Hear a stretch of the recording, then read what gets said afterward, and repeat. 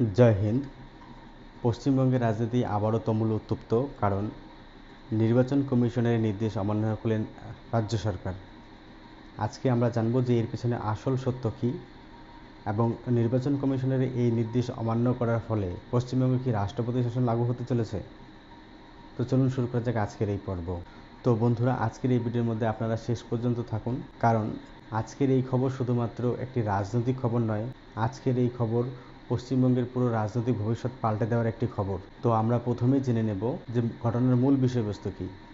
তো ঘটনার মূল বিষয়বস্তু হচ্ছে যে পশ্চিমবঙ্গ সরকারকে ভারতের নির্বাচন কমিশনের পক্ষ থেকে একটি নির্দেশিকা পাঠানো হয়, যেখানে বলা হয় ভোটার তালিকা সংশোধন, নির্বাচনের প্রস্তুতি এবং নিরাপত্তারক্ষী মোতায়েন নিয়ে একটি নির্দেশিকা পাঠানো হয়। কিন্তু রাজ্য সরকার বলছে যে নির্বাচন কমিশনের দেওয়া এই সিদ্ধান্ত তারা মানবে না, কারণ এটা রাজ্যের নিজস্ব এখতিয়ারের মধ্যে পড়ে। তো এবার আমরা শুনে নেব দুই পক্ষের বক্তব্য ঠিক আসলে কী।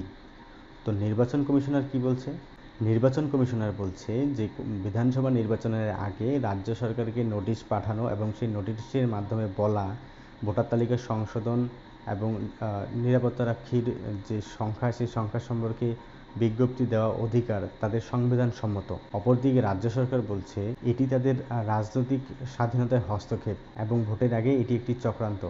আর নির্বাচন কমিশনের এই নির্দেশকে অমান্য করা নিয়ে বিরোধী রাজনৈতিক দলগুলো বলছেন যে এটা ভারতীয় গণতন্ত্রের উপরে একটা চ্যালেঞ্জ।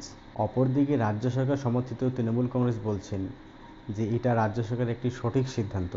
কিন্তু বিভিন্ন নিউজ চ্যানেলের যে সমস্ত টকশোগুলিতে চলছে, সেই টকশোগুলিতে এই বিষয় নিয়ে প্রচুর বিতর্ক সৃষ্টি হচ্ছে এবং সোশ্যাল মিডিয়ায় বেঙ্গল পলিটিক্স এবং ইলেকশন কমিশন ট্রেন্ড হতে শুরু করেছে।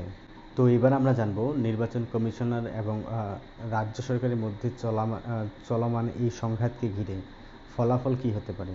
তো দেখুন, রাজ্য সরকার এবং নির্বাচন কমিশনের মধ্যে এই নিয়ে যদি সংঘাত চলতে থাকে, তাহলে ভারতের কেন্দ্র সরকারের কাছে পশ্চিমবঙ্গের 356 নম্বর ধারা জারি কিংবা রাষ্ট্রপতি শাসন লাগু করার একটি সুযোগ আসতে পারে।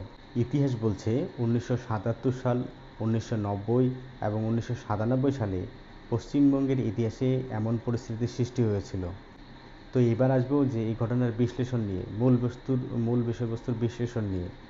দেখুন, আজকের এই ঘটনা নির্বাচন কমিশনারের নির্দেশকে অমান্য করা রাজ্য সরকারের, এটা একটা শুধুমাত্র প্রশাসনিক বিষয় নয়, এটা হচ্ছে পশ্চিমবঙ্গের আগামী বিধানসভা নির্বাচনের প্রাক মুহূর্তে রাজনৈতিক ময়দান গরম করার একটি কৌশল।